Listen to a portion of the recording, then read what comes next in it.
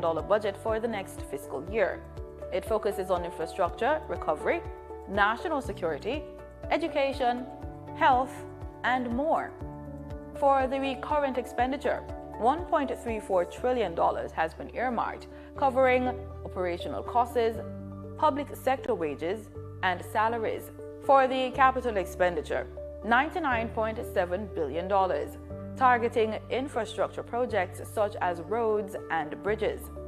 The budget includes major allocations to repair damage from Hurricane Melissa, including infrastructure, agriculture, and community support. The Ministry of Finance and Public Service got the largest share at $567 billion for the new fiscal year, focusing on debt obligations.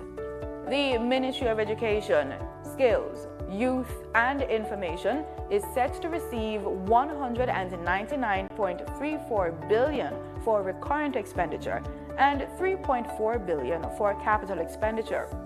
Health and Wellness, $187.3 billion for recurrent and $13.82 billion for capital expenditure. The national security sector should get $123.9 billion for recurrent expenditure and $2.6 billion for capital expenditure. You should know that the budget includes recurrent expenditures for things like salaries and wages. The government is also looking at applying general consumption tax to some sugary drinks. Tax has also been proposed to digital services and intangibles supplied from overseas but consumed in Jamaica. And that's what's on the agenda. It should be noted that elements of the day's agenda can be changed or moved. But before we go, here are a few things you should bear in mind if you plan to attend a session at Gordon House. No visitor shall create any act or disorder within the precincts of the House. No visitor shall be admitted to the House without first obtaining an admission card. Visitors who remain within the precincts of the House during a suspension of the session are asked to keep silent. No photography, videography, or sketching of the proceedings is allowed unless so authorized by the presiding officer. And there should be no smoking inside the Parliamentary building.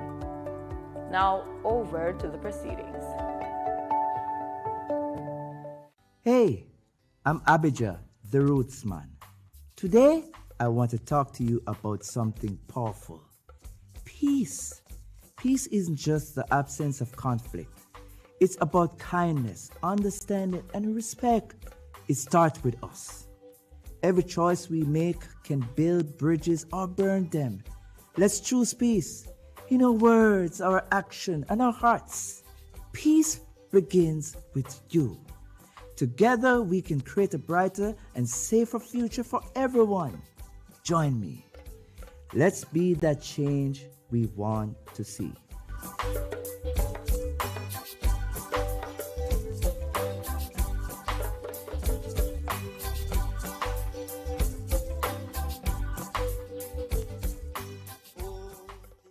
This Saturday, the spotlight shines on the Jamaica Women's Premier League with a thrilling doubleheader showdown at the JWN Anthony Spaulding Sports Complex. First up at 3 p.m., it's a fierce battle as Fraser's Whip FC, the defending champions, entertains Michael FC. Well, I feel the chances that we will go all the way. You know, we have 5 girls who are away with the under-17, with the Jamaica under-17 team. And I know when they get back, we will be stronger going forward. Expect intensity, skill, and a fight for crucial points as both teams look to make their mark. And then at 6 p.m., the excitement continues. Can Arnett Gardens FC extend their perfect record when they clash with Cavalier in what promises to be a high-energy showdown under the lights? Well, as you can see now, we are lead the table, we not take nothing for granted. 2 strong teams, one big statement to make. This is the Jamaica Women's Premier League.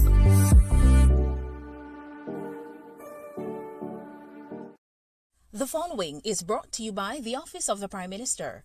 Jamaica is changing right before our very eyes. Across the island, billions are being invested into our road networks, from farm and community roads to major roads and highways. Dozens of communities across the length and breadth of Jamaica are receiving access to reliable potable water for the very first time. And thousands of Jamaicans have become homeowners thanks to the historic shifts in policies of the National Housing Trust, making it easier for Jamaicans to receive funding. Not to mention the record number of houses being built. Never dreamed you would own a home? No matter your circumstance, home ownership is possible for you, thanks to the government's new social housing program specially designed to meet the needs of poor Jamaicans at no cost to them. We are building Jamaica. The proceeding was brought to you by the Office of the Prime Minister. You sure this is okay? Relationships can get complicated. You have avoided seeing me now for almost a year. But you still take my calls. It simply means you're not over me yet. Okay. Some relationships stay complicated. I am done taking it easy, Danny. I've wasted a lot of my time reaching out to you. You know what? Let me just silence this altogether. It's done, isn't it? What do you expect from me, Stanley? Just forgive me. Crocodile tears? Once a cheater, always a cheater. When there's trouble in paradise, what do? Watch the story unfold in a brand new season of Mirrors in Paradise, Saturdays at 8 p.m. and Sundays at 6:30 p.m. right here on PBCJ, the People's Station.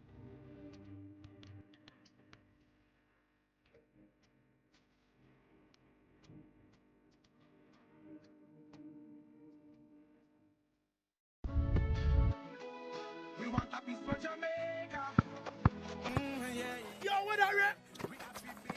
Oh man, none of that. Yo, no, brother, no, man. You see you ever play ref? Dirty game, man. Yeah, but a bad game. No, I said, place you come from, brother. I want to live good, man. I want to live good, brethren. So shake hand, I can play a little bad, brethren. Really have to shake hand? Yeah, man, and no badness, brethren. Just live good, man.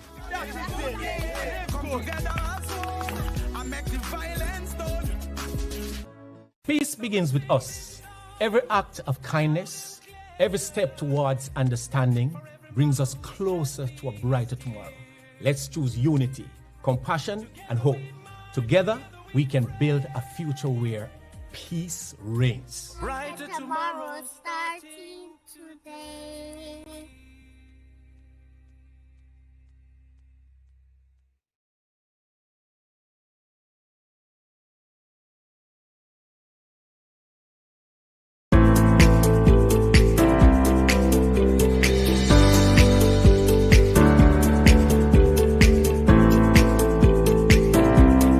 Our credit report tip of the day. Many professionals experience a disconnect with their credit because they assume their ideas, expertise, and integrity should naturally translate into funding, while banks operate from an entirely different logic centered on risk prediction rather than value creation. Credit is not an evaluation of your intelligence or your vision. It's just a statistical sum of how somebody has historically managed financial obligations under pressure, which banks use to assess predictability and loss avoidance. When professionals take credit personally or view it as a moral judgment, they disengage strategically, overlook that funding conversations begin with structure, track record, and risk signals long before ideas are considered.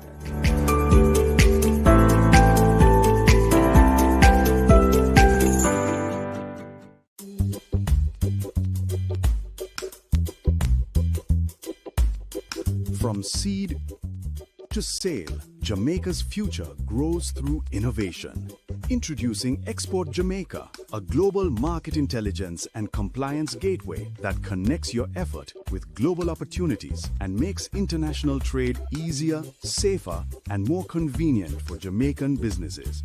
Powered by the Jamaica Trade Board Limited, Export Jamaica is designed to position your products competitively and guide you through international trade.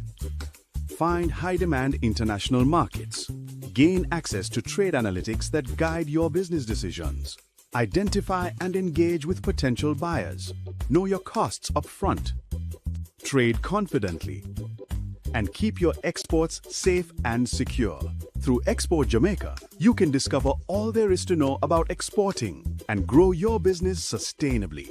From the processing of your goods, to packaging and shipping, to seeing your products reach international shelves and enjoyed by customers abroad, Export Jamaica provides the market intelligence and insights behind each step, helping you identify demand, understand export pathways, and unlock financial growth. Say hello to a prosperous future. Visit tradeboard.gov.jm/Export Jamaica to sign up today. Expanding Jamaica's reach, empowering our people. Hey, I'm Abijah, the Roots Man. Today, I want to talk to you about something powerful. Peace. Peace isn't just the absence of conflict. It's about kindness, understanding, and respect. It starts with us. Every choice we make can build bridges or burn them. Let's choose peace in our words, our action, and our hearts. Peace begins with you. Together, we can create a brighter and safer future for everyone. Join me. Let's be that change we want to see.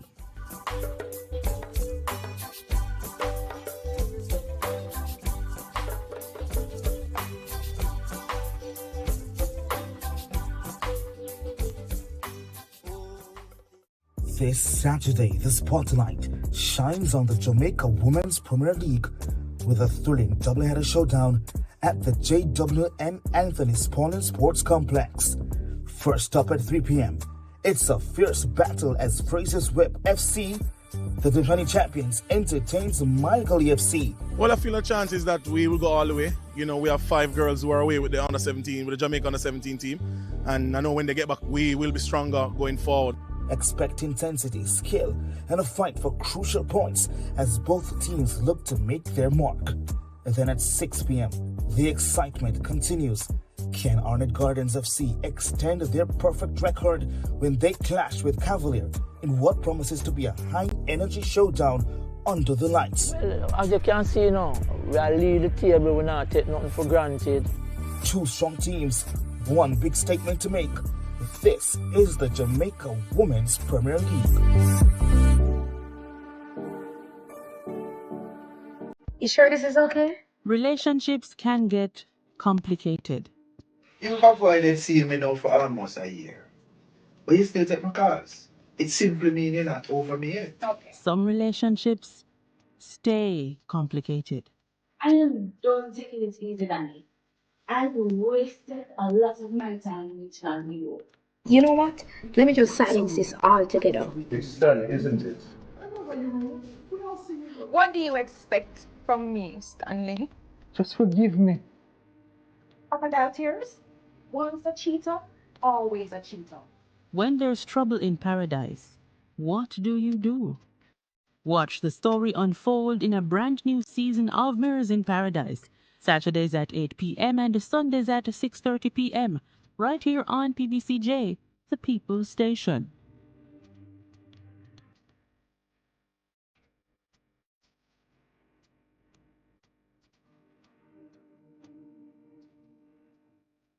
Peace begins with us. Every act of kindness, every step towards understanding brings us closer to a brighter tomorrow. Let's choose unity, compassion, and hope. Together, we can build a future where peace reigns. Brighter tomorrow starting today.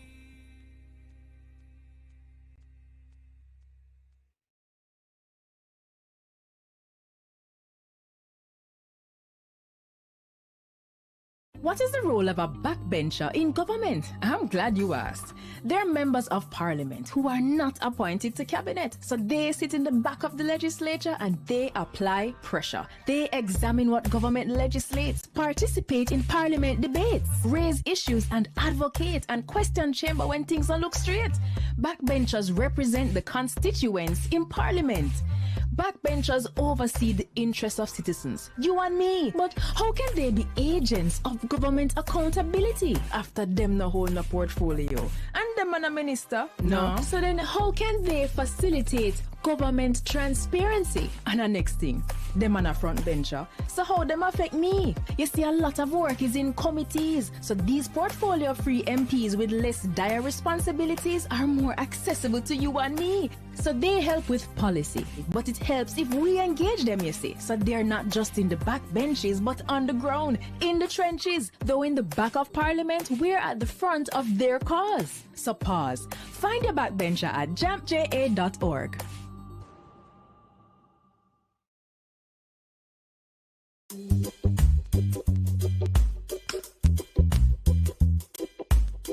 From seed to sail, Jamaica's future grows through innovation. Introducing Export Jamaica, a global market intelligence and compliance gateway that connects your effort with global opportunities and makes international trade easier, safer, and more convenient for Jamaican businesses. Powered by the Jamaica Trade Board Limited, Export Jamaica is designed to position your products competitively and guide you through international trade. Find high-demand international markets. Gain access to trade analytics that guide your business decisions. Identify and engage with potential buyers. Know your costs up front. Trade confidently. And keep your exports safe and secure. Through Export Jamaica, you can discover all there is to know about exporting and grow your business sustainably. From the processing of your goods, to packaging and shipping, to seeing your products reach international shelves and enjoyed by customers abroad, Export Jamaica provides the market intelligence and insights behind each step, helping you identify demand, understand export pathways, and unlock financial growth. Say hello to a prosperous future. Visit tradeboard.gov.jm/Export Jamaica to sign up today. Expanding Jamaica's reach, empowering our people.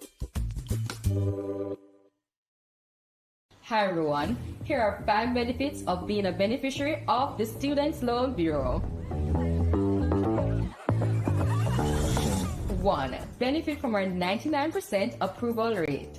2. Benefit from our low interest rate, so less burden when you need to repay. 3. Benefit from the fact that we require no collateral when applying. 4. We're giving you more time to focus on your studies while we focus on the financing. No need to worry about repaying while in school. Number 5. Receive a 14 months grace period after your graduation date before you enter repayment. Don't forget to follow us on all SLB platforms for more SLB info. We want a piece for Jamaica. Yo, what are you? Oh man, none of that. Yo, no, brother, no, man.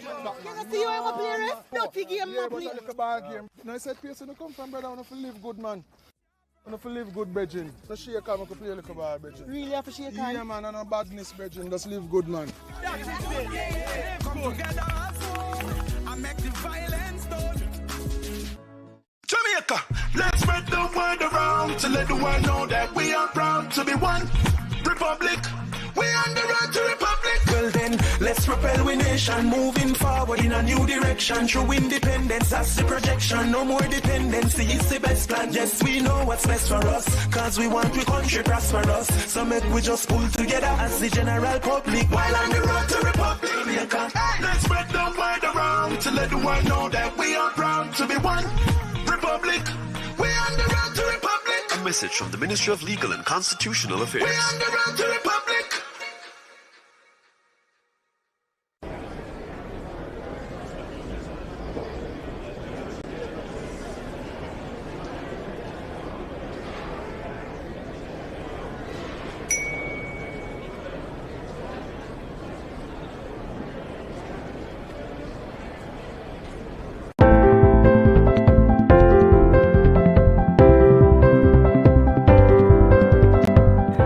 funded and focused feature. You can grow your business with government contracts if you're willing to follow the process. One step on the list of activities to enter into this area of earning is registering for the Government of Jamaica Electronic Procurement System, GOJEP, which is mandatory for high-value contracts.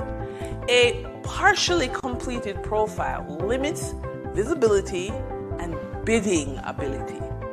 It is important for business owners to know the steps for creating or updating a GOJEP profile, which includes uploading compliance documents and ensuring the profile accurately reflects operational capacity. A complete profile increases both eligibility and discoverability. As an example, our client Trevon, who owns a solar installation business, created a GOJEP account but left sections incomplete.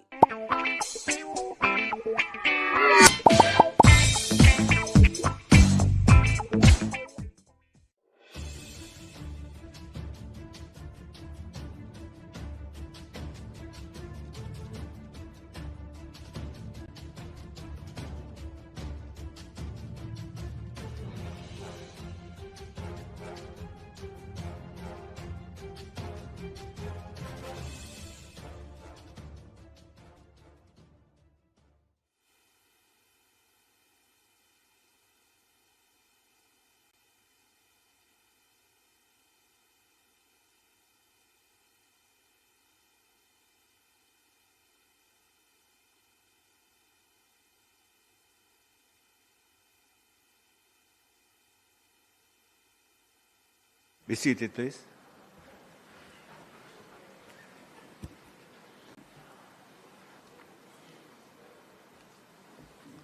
This meeting of the Honorable Senate for March 27, 2026 is called to order. Before we begin the business of the day, I just would like to welcome former Minister, former Member of Parliament. I think he was referred to as the 7-star General on one occasion. I want to welcome Minister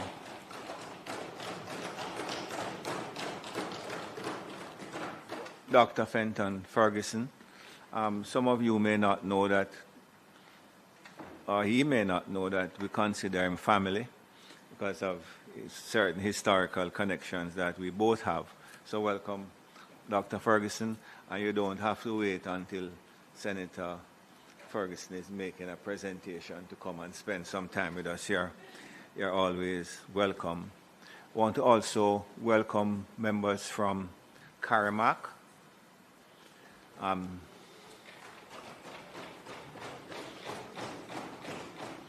In fact, 23 members from KSAMC are here.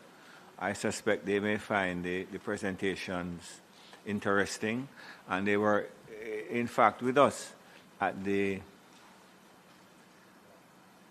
Standing Orders Committee. So we hope that you get an opportunity to see the functioning of the Senate.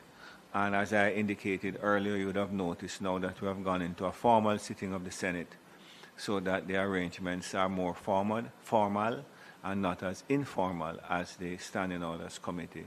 So welcome to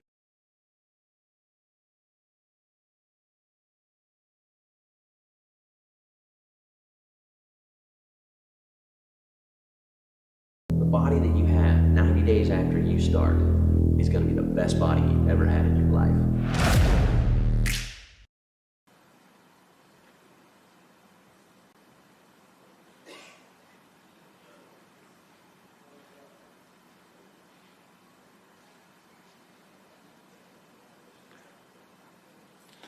Minister Hill, I recognize you from a seat other than your own. Statements by ministers. Senator Ferguson, help your father with him phone, man.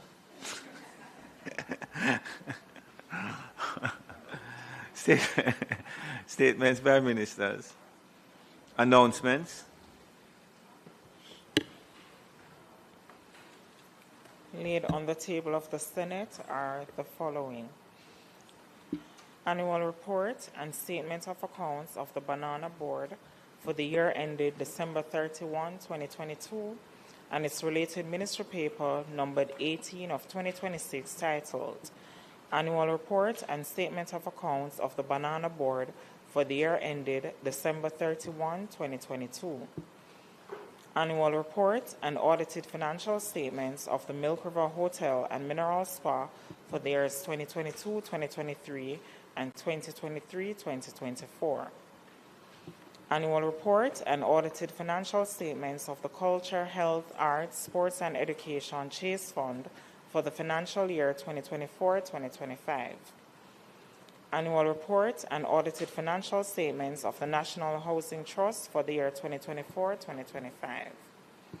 Annual report and audited financial statements of the Jamaica Special Economic Zone Authority for the year 2019-2020. Annual report and audited financial statements of the Bank of Jamaica for the year 2025.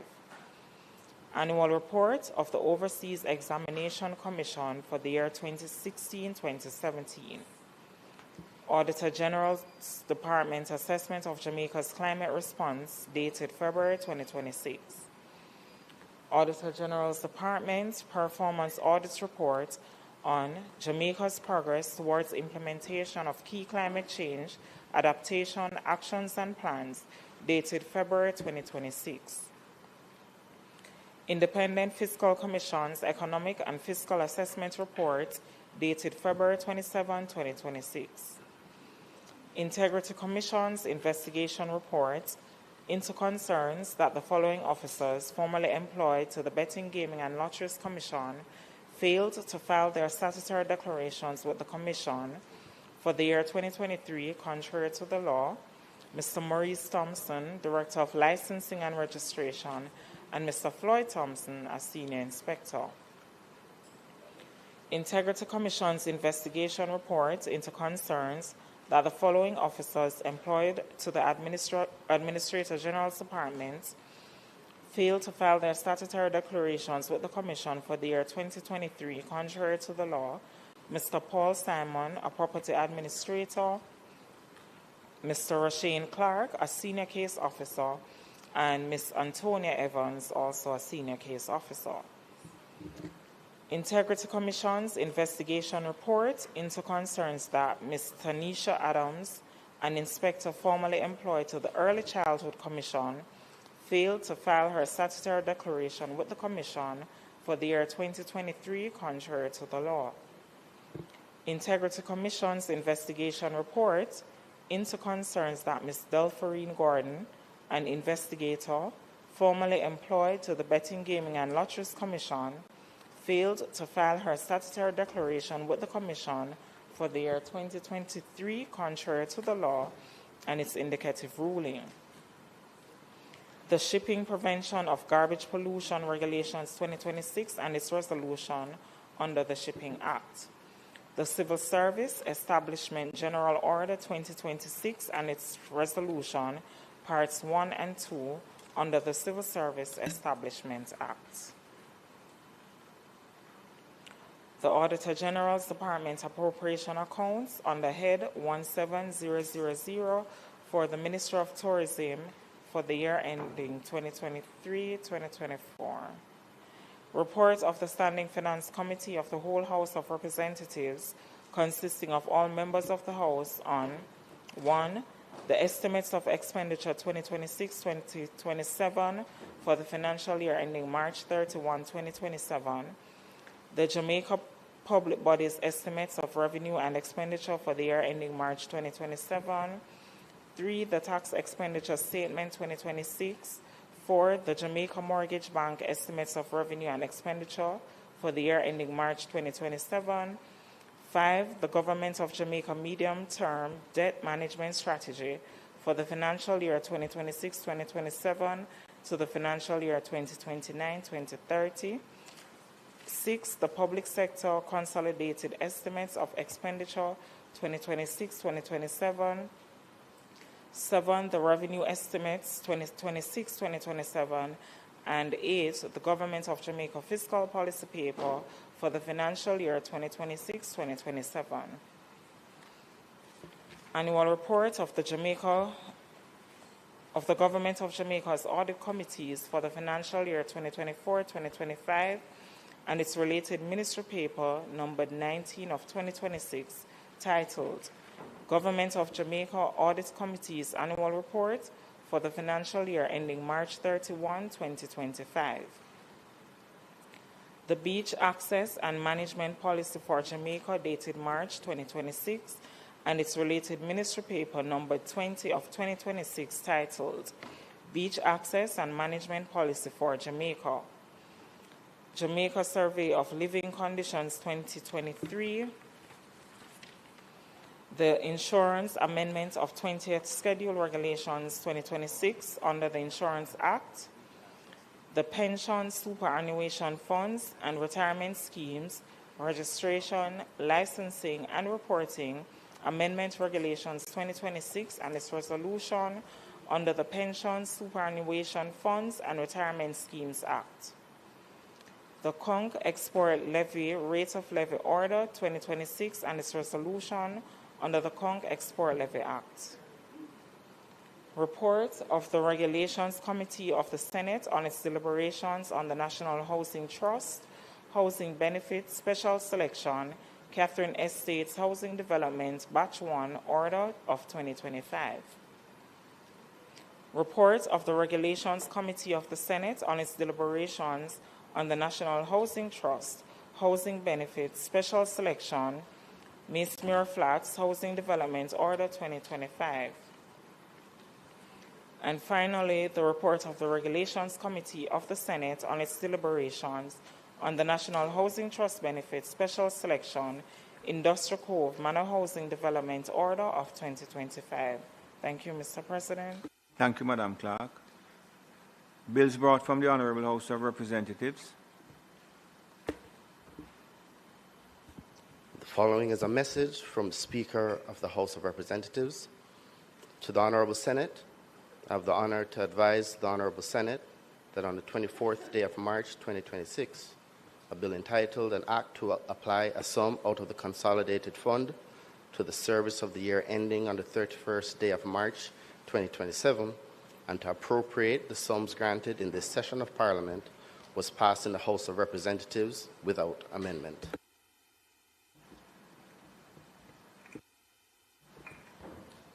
Minister, I'm recognizing you from a seat other than your own. Thank you, Mr. President. I rise to signify my willingness to take charge of the bill just read. A bill shortly entitled the Appropriations Act 2026 read a first time.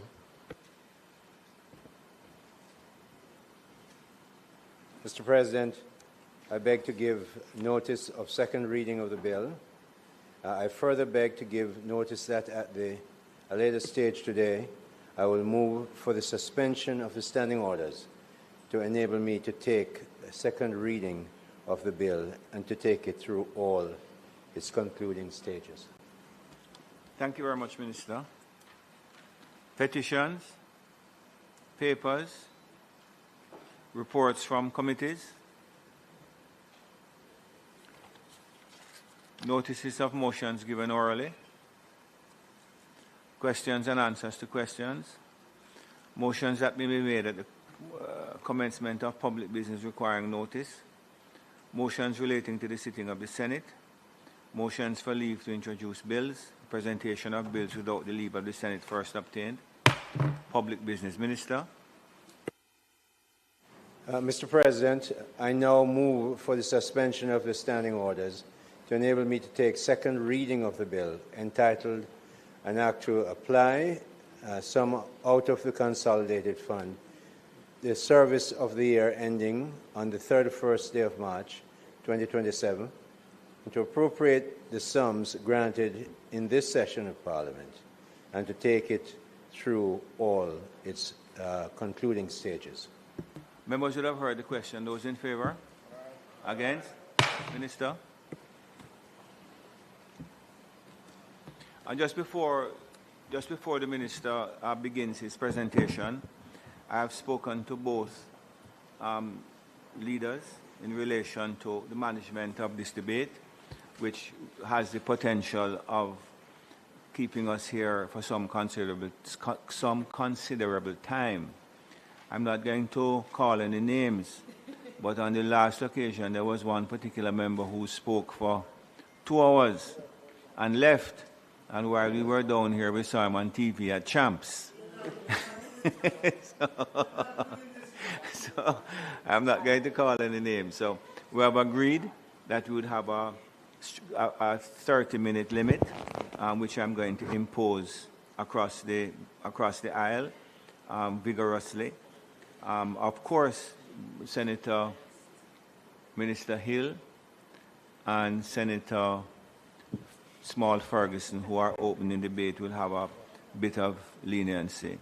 But other than that, I'm going to enforce the requirement of the 30 minutes. And following discussions with the clerk, I'm going to take a break in or around 1:30 for 45 minutes to allow members to refresh themselves, and specifically the members of the clerk's office to do so.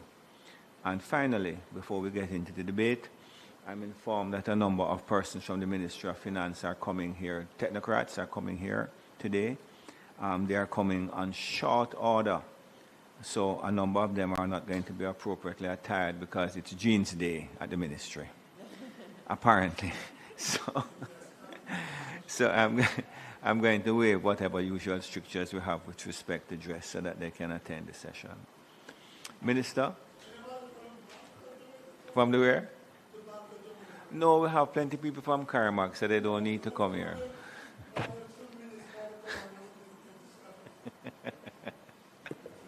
Mr. President,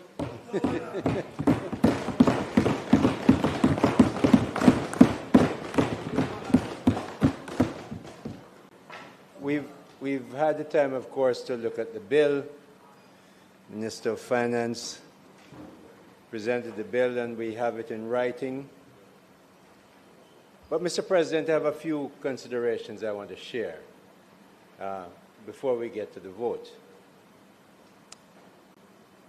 On February 25th, 2026, Prime Minister, Dr. the Most Honorable Andrew Holness, for 10 consecutive years, has led the government of Jamaica.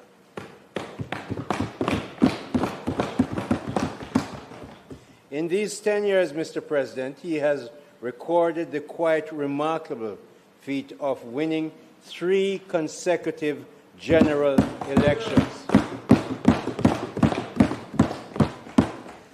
That has happened the first time in the 82 years of his party, the Jamaica Labour Party, ever accomplished. It's the first time the Jamaica Labour Party has ever accomplished that lofty and historical goal, Mr. President. And Mr. President, what an amazing 10 years that period has been for our beloved Jamaica. So, Mr. President, as we promised in early 2016, the moment Prime Minister Holness took the reins of government after the February 25, 2016 general elections, the PAYE tax reform, and I know you sitting in the chair, Mr. President, understands that very well, given your day-to-day job. The PAYE tax-exempt threshold was raised from $592,800 to $1.5 million. That is the famous 1.5, Mr. President. Be quiet for a minute. Promise kept, and we kept on keeping that commitment up to 1.7 before the budget, and in the budget, Dr. the Most Honorable Andrew Holness raised it to 1.7, and we're going higher and higher. In his budget speech, it's a benefit that keeps on blessing, Mr. President. Every worker, every day, Mr. President. Mr. President, in the 5 years between April 16 and 2021 and March 26, 2026, the Jamaican dollar has lost, listen carefully, my friends, the Jamaican dollar has lost in that 5-year period 4.6% of its value. That's an annual average depreciation of just 0.92%, less than 1% per average per year in the last 5 years. That, Mr. President, coming from a place when we took government, if a breeze blow across Barbados, the dollar start wrangling all over the place, not under Andrew Holness administration. Good government. Mr. President, we made the Bank of Jamaica independent in 2021 and gave it a single mandate to keep inflation at a 4 to 6% band, except for the period 2020 to 2021, thereabouts, when due to COVID-19 pandemic and the economic dislocations caused by supply chain disruptions, the country's inflation rate has been kept in that band, and most recently, Mr. President, the inflation rate broke below the 4% floor of the BOJ range and was at 3.9%. That is good government in the past 10 years that we've been looking at. Mr. President, when we made the BOJ independent of the Ministry of Finance and the Public Service dictates in 2021, many senior players in the business community reached out to me. I banked them, I know them. And I'm so sure many were so convinced, expressing fear, deep concern that the Jamaican dollar will slide in a free fall now that the BOJ's main focus. I became a medical assistant through an amazing program called StepFull. With StepFull specifically, they had an online classroom design. And as the figures given above that I just mentioned about devaluation prove, it did not happen. Mr. President, another wonderful piece of the national fabric that the Most Honorable Dr. Holness and his team built in the last 10 years is the rise and rise and rise again in the net international reserve over the period. Mr. President, just because I know what you do in your day job, you know what I did in my day job, I just couldn't get over looking at those numbers. In 2015, when we came to power, the net international reserve was $2,437,000,000. 2 billion, less than 2.5 billion. By 2016, 1 year, no, Mr. President, 1 year, we raised it to 2.7 billion. By 2017, 1 more year, we raised it to 3.2. We just go to 2021, right after the pandemic. You know what we raised it to? $4 billion, over $4 billion. In 2023, we raised it to 4.758 billion. In 2025, Mr. President, we lifted it to 6.29 billion, and in 2026, it's now at $6.8 billion. Over 36 weeks of buying goods for the country, when the normal requirement is 12 weeks. Mr. President, that is good economic management during the 10 years that Andrew Holness has run this government. This is a very great part of a solid foundation the Andrew Holness administration built to underpin and strengthen the Jamaican dollar. You hear the Minister of Finance spoke about it. Even people who are buying under the de minimis arrangements now find it comfortable because they know what the dollar is. You look at what has happened. In fact, in the last few months, Senator Small Sterling and Senator Anderson will tell you, Ferguson. But, yeah, man, I can't call him by his first name here, so That's what I'm used to calling him. But they know that the Jamaican dollar has been such a great thing for investment and for people who want to invest in the country. It's something I sell when I take my trade missions around. I sell that, I sell an independent central bank, I sell an independent judiciary, and I sell a democracy that can allow a prime minister to win 3 times and no question. And when he won the first time, the evening that he won, the next morning he was in Jamaica House, and that's how we do our business in this country. That's a great selling point to people who want to invest in Jamaica. So, Mr. President, through pandemic, through storms, through supply chain disruptions, and ongoing wars, the Jamaican dollar has remained strong, bolstered by our powerful and growing net international reserves. Another clear signal of the disciplined and the positive long-term economic strategy that the Holness administration has crafted and executed with such effectiveness. No question at all that this government has performed, Mr. President. We have resisted the unthinking calls by PNP leaders across the line to use the NIR to spend profligately and even to go out and borrow recklessly. We watch your behavior, not what you say. Recklessly, we will continue to resist those calls, remembering where their profligacy led this country when they were in power.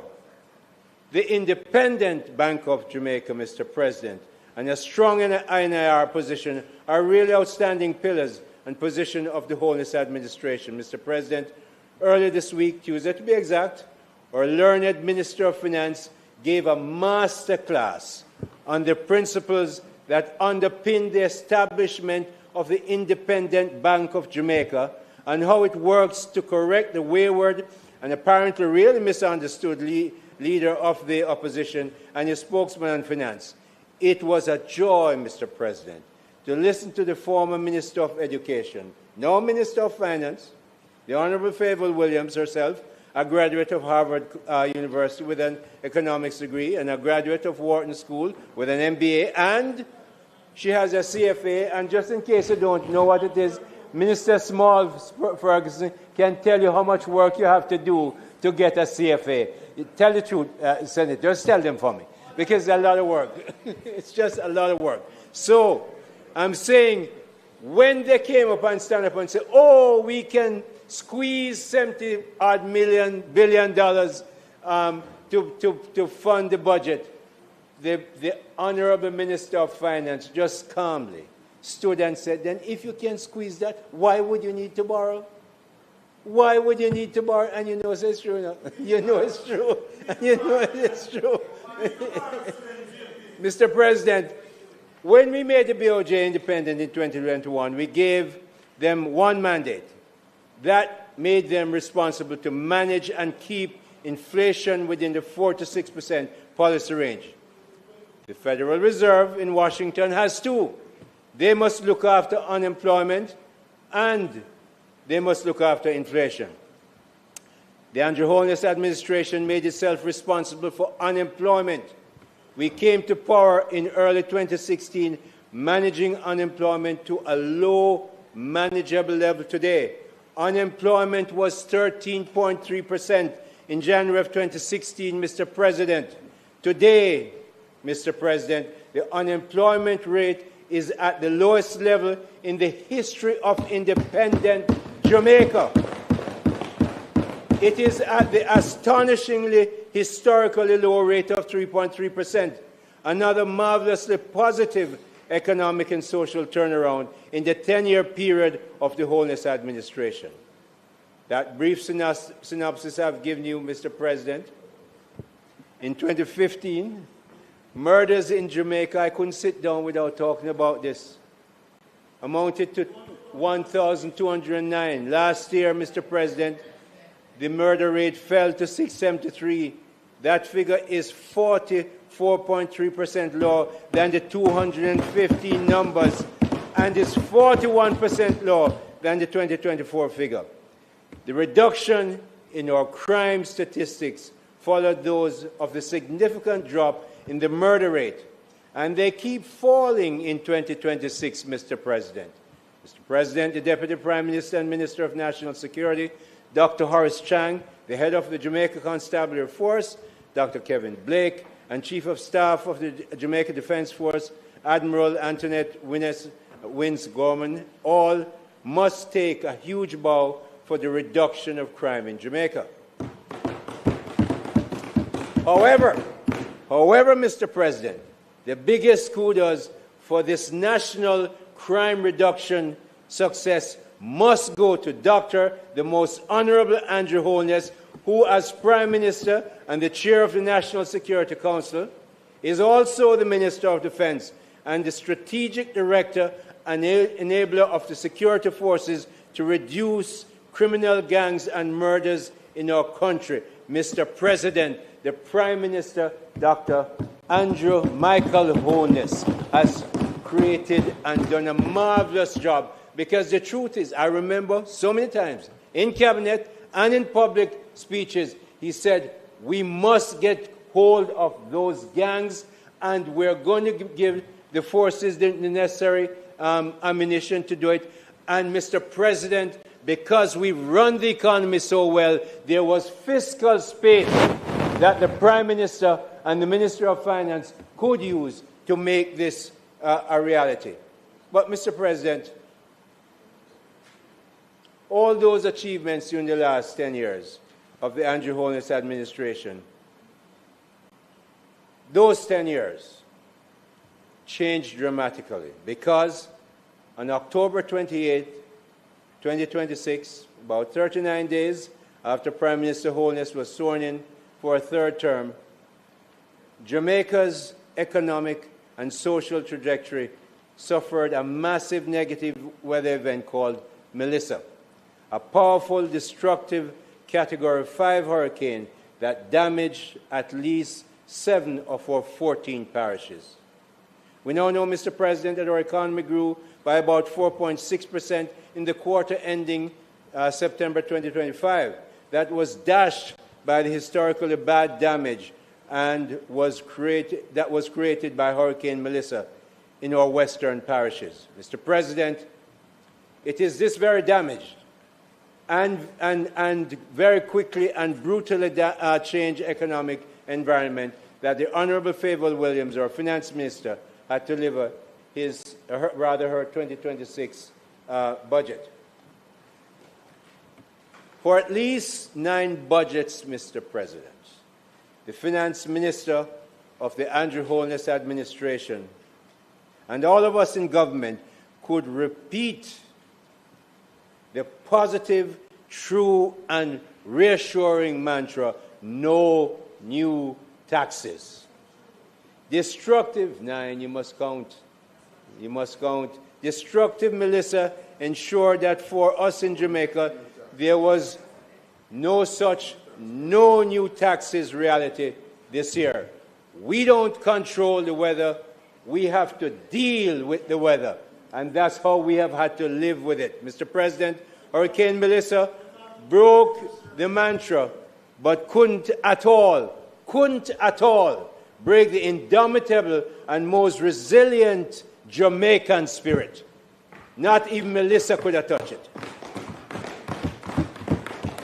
It was in this changed reality, Mr. President, that Minister Williams presented her revenue measures for fiscal year 2026-27. She exercised the option for the first time to present the revenue measures early along with the estimates of expenditures, indeed a full month before the budget debate. This was the first time that proposed tax measures were presented with the estimates of expenditure. We were confident enough, and she was able enough to make that stick, and there was, Mr. President, on February 12, 2023, Minister Williams, in her elegant element 2, calm, transparent manner, no stress, no unnecessary emotion, indeed no distress or tension, but with the gracious passion, disclose the prospective revenue measures. You will recall, Mr. President, that in the years when the PNP, unfortunately, formed the government, there was anxiety every budget date about what would be taxed and by how much. It's good to remind ourselves that burdened us as Jamaicans that with an amount of, they burdened us with an amount of $58 billion in taxes in 4 years. That was the reason for the anxiety and palpable fear when a PNP finance minister stood to disclose a budget. Mr. President, Minister Favour Williams is the personification of calm and professionalism, and she conveyed that calm and professionalism to Jamaicans on formal budget debate day and after debate. Mr. President, Hurricane Melissa dictated that the government has to craft a set of revenue measures after many years of no new taxes. They have been assessed and discussed, those taxes, and the Senate will bear more debate on the unavoidable tax measures as we go through today. Today, Mr. President, I will place some focus on the economic growth, productivity, and the government wage bill. Very quickly, the Prime Minister's establishment of the National Reconstruction and Resilience Authority, NARA, is to ensure that we spend our capital budgets efficiently, effectively, and speedily. Those expenditures will be done through engineering, procurement, and construction EPC contracts by big construction firms with appropriate capacities and capabilities will enable the funds to be deployed in the marketplace. Professionals and other workers will be employed. Money will circulate in the economy. Many of my colleagues will go in greater detail on NARA. I just want to say, Mr. President, that when this spending gets into the economy, the multiplier effect will make sure that there is a substantial fillip to the economic growth. Once again, Mr. President, I'm encouraging, Mr. President, some people don't listen when you speak, okay? He did single out Senator Smalls, Ferguson, and myself. And I'm watching the clock. I can read clock just like you. There is, Mr. President, a $2.4 billion of the $6.5 billion extended by our foreign partners, the international financial institutions, that must be spent with private sector firms.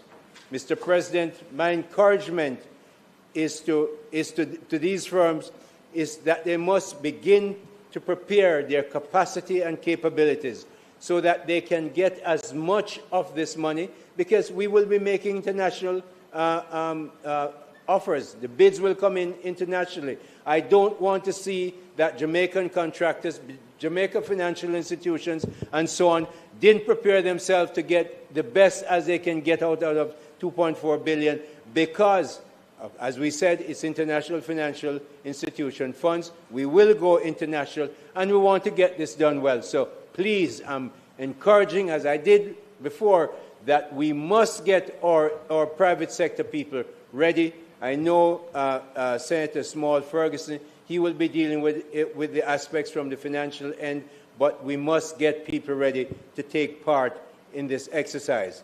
Both the Minister of Industry, Investment and Commerce, speaking of growth, yesterday we had a very big event to launch what we call the set-aside arrangements for the MSMEs.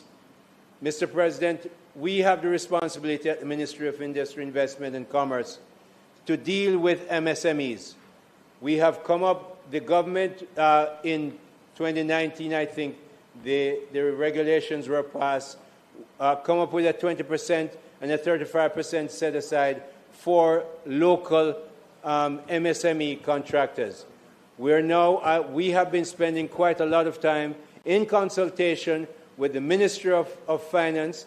Minister Williams has been very, very committed to this. With the Public Procurement Commission, we had a meeting yesterday of hundreds of MSMEs at the Exim Bank, making it clear how we at the Ministry of Industry, Investment and Commerce, for instance, will be hand-holding a great deal of these MSMEs in the road shows, in the kind of road shows we've had for export, whereas the Ministry of Finance and Public Service and the Public Procurement Commission will be making sure that the proposals we send to them and the ones that we put together will become something that will...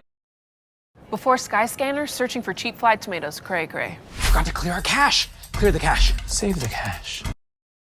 While we have let out in the last 3 years about 1.15 billion Jamaican dollars through the MSMEs, there's a lot more space for this to go out. Let me give you an example. Our capital budget for both goods and services is about $187.5 or $6 billion. 40% of that, 20% of that, which is what you're looking at, would be about 37 or so billion Jamaican dollars. So when they're taking only 1.15 billion, you see how much more is there. Now, if we could get them to take 10% of the 20%, you see how much better it would be, or 20%. So we need to get them going up. We're going to spend the time and the money and the learning through the Jamaica Business Development Corporation and all of our agencies to make sure they get the benefit to help us grow the economy. So the set-aside order of 20% and the domestic margin preference order, which is 35%, we're going to make sure those are operationalized. And both Minister Williams and myself are very committed to make it work because growth is such an important issue. Mr. President, productivity and salaries. Here, the Prime Minister raised the productivity. He has been talking about it. I myself, in my public discussions, have talked about productivity. And the Prime Minister linked productivity with salaries and economic growth. So it was very clear in his mind that you can't keep getting salary increase if you work in a private organization and productivity is not growing because you're not going to make as much profit to pay it. Well, if that happens in the government sector, what you do is that you will have a costly... no, man, it's right.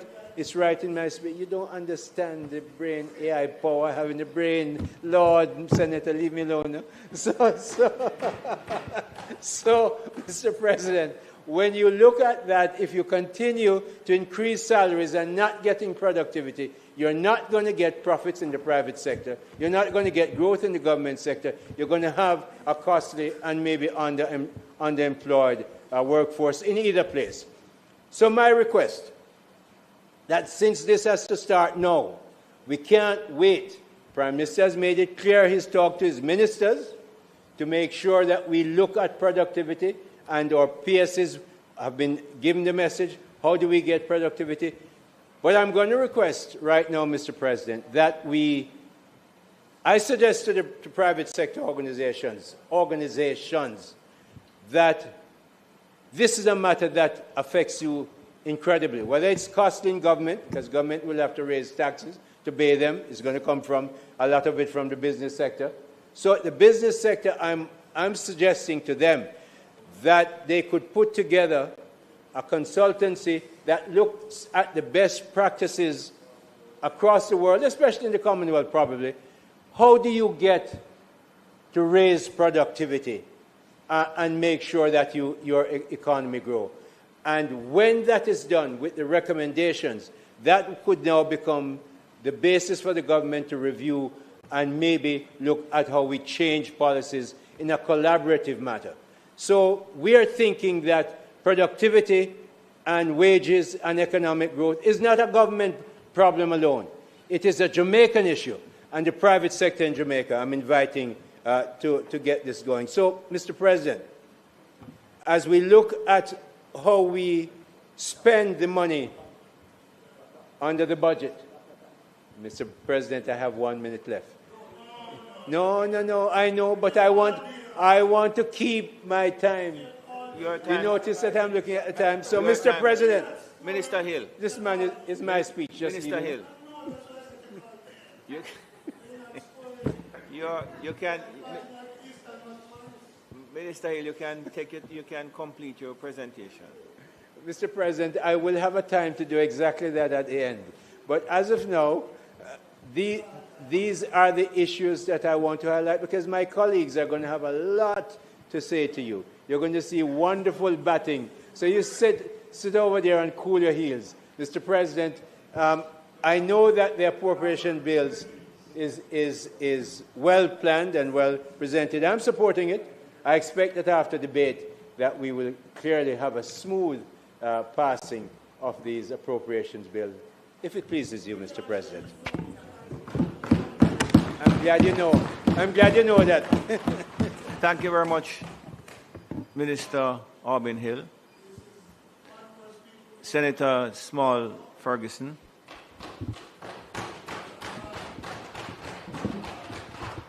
Why you can't talk, man? Just want to remind Dr. Fenton that the rule hasn't changed. No clapping in the chamber.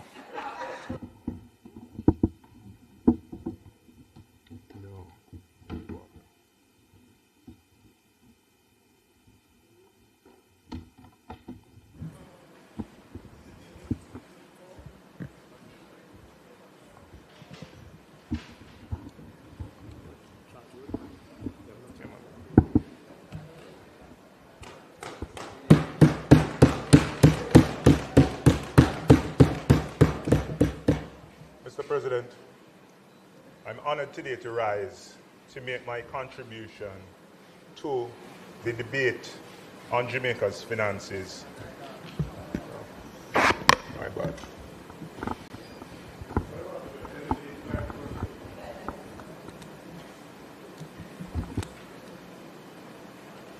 Don't seem to be on.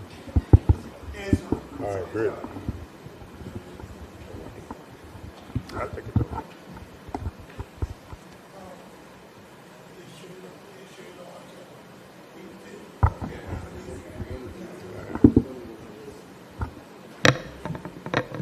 Let me start again. Mr. President, I'm honored today to make my contribution to the debate on Jamaica's finances for the 2026-2027 financial year at a time of real consequence for our country and our people. Mr. President, I'm not here to simply play politics or to placate anybody on my side. The discussion today is about the people of Jamaica. At the outset, Mr. President, I wish to express my continued sympathies to the many Jamaicans who continue to suffer in the aftermath of Hurricane Melissa.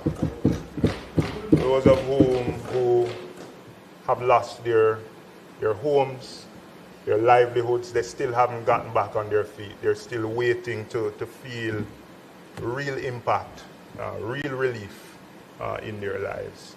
And these are the people, Mr. President, that we have to keep front and center when we talk about the country, the economy, the numbers, the finances. Yet, having had an opportunity to seriously review the budget, they appear, Mr. President, in some respects to be at the periphery of the budget. I'm going to respect the time, despite the leniency allowed to me. I know my colleagues too have a lot to say, and I'm going to focus my contributions on a few areas. As we examine the budget, we must be clear that the fiscal challenges that we now face as a country did not, contrary to what the minister sought to reiterate just now, begin with the hurricane. So my contribution is going to be focused on three areas. I'm going to talk about the underlying fiscal condition of Jamaica prior to Melissa. I'm going to speak a bit about some of the policy choices that have been made in the budget. And I'm going to talk a bit about the implications of those choices for the Jamaican people. The first port of call is to speak a little bit about the context in which the budget is being set and really to dispel the idea that Jamaica was in a state of perfection before the hurricane. which was just reiterated just now. We all know, Mr. President, that Melissa was a significant event, very significant. But it would be incomplete and ultimately misleading, Mr. President, to suggest that the fiscal pressures that we now face began with Hurricane Melissa.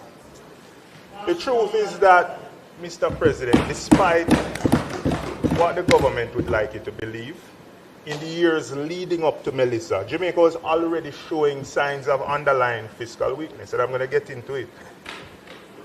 These were not always evident in the headline numbers, right? And clear in how the fiscal accounts were structured and some of the policy choices. Right? But there are a number of elements, in some respects, masking the weakness, and I'm going to speak about some of them. First, there has been in recent years, Mr. President, an increased reliance by the government on revenue measures introduced as temporary responses to specific circumstances, but which have been retained and normalized as permanent features of our fiscal framework. I'm going to say it over and over again. Right? The second, Mr. President, and most significant, showing up in our recent fiscal outcomes, is the fact that they've been supported by one-off, non-recurring transactions. Right? While these have generated significant inflows, and in and of themselves are not a challenge if done right, they do not represent sustainable sources of revenue. Right? I'm going to ask those on that side to train their ears and listen up. Right? So, the third area masking the weakness, Mr. President, is that targeted measures that had defined policy objectives have over time been redirected from their original purpose. The revenue remains, but the policy rationale has been diluted or in some cases abandoned. Right? And my time is limited. I have a long list, but I'm only going to touch on 4. Taken together, Mr. President, these factors point to a fiscal position that is increasingly dependent on temporary measures, shifting policy around, and non-recurring inflows to maintain balance. In other words, the apparent strength that's boasted about masks emerging structural pressures. This is the context, Mr. President, in which Hurricane Melissa arrived. The hurricane didn't create any of these conditions. It exposed and in some respects intensified them. And if we are to craft any form of credible response, we have to begin with some honesty and acknowledge them and recognize that they exist. Mr. President, I'm going to start with the NHT. Right? And, you know, the time does not permit me, as I said, to be exhaustive, so I'm going to point to the major ones, the ones that are topical and very visible to the Jamaican people. The withdrawal of the funds from the NHT, Mr. President, as we know, was introduced at a time of acute fiscal challenge to deal with a serious issue by the last PNP administration. Right? And it was framed and legislated as a temporary time-bound measure. At that time, there was strong opposition by the now government on the basis that the NHT is a specialist institution and funded by contributions from Jamaican workers, and that the resources should be, quote-unquote, ring-fenced for housing. But since assuming office in 2016, the government has taken a very different position. The withdrawals have been extended through successive legislative changes, and there is apparently another one coming. And $11.4 billion continues to be extracted annually. the government's current position on the NHT has shifted away from it being a golden egg that should be protected towards it now being sufficiently capitalized, right? And that the only constraint surrounding it is housing delivery, right? And supply, not funding. So, in other words, it's in a good state, so the 11.4 billion will do nothing to it. But if after more than a decade of continuous stewardship, right, you just highlighted it, 3 consecutive victories, supply remains a constraint for the NHT, land and infrastructure and execution capacity, as the Prime Minister outlined in his speech. And that is the justification for why the fund is being underutilized. I think that's an admission, Mr. President, that there's something wrong with the underlying framework of the government's approach to delivering housing to the people. I mean, I don't know where you're going to pass the responsibility to after 10 years of being in government. The appropriate response to a supply constraint, Mr. President, is not to divert the resources conveniently, but to improve how the resources are deployed. There are clear avenues to enhance the utility of the NHT to its contributors. And I acknowledge that the government has taken a step in the right direction, improving the benefits to NHT contributors, but more can be done. We can expand the benefits even more. We can increase borrower limits. We can make rates even more concessionary. We can broaden the financing arrangements available for homeowners who are contributors. We can contemplate whether we need to reimagine or expand the mandate of the NHT to extend it to adjacent areas, such as infrastructure, so supporting quality housing. It's not a fund to be raided for convenience, Mr. President. Now, Mr. President, the principle here remains clear. The NHT was established for a defined purpose. Redirecting its resources, regardless of the level of surpluses, represents a departure from that purpose. That's clear. And it departs as well from the position that the government previously articulated. So, a housing fund, Mr. President, should not become a fiscal buffer for the government into perpetuity. That's not good policy. Yet, this is what is seemingly occurring. The temporary measure has been embedded as permanent support to hold up the fiscal accounts. And while the effects of this, Mr. President, may not be immediate, over time this approach could risk weakening the institution's ability to fulfill its mandate and imposing a deferred cost on future Jamaicans. I'll say it again, it's not a matter of fiscal convenience, and importantly, the reliance predates Hurricane Melissa. It was already embedded in the fiscal accounts and the framework. So it can be justified to reference the hurricane as being the reason why it's continuing. The second matter, Mr. President, traveling along the same lane, is the asset tax. And, Mr. President, I addressed this matter in detail in a recent debate on the legislation underpinning the measure. So I don't intend to revisit it in full today. But the point remains, the central point remains.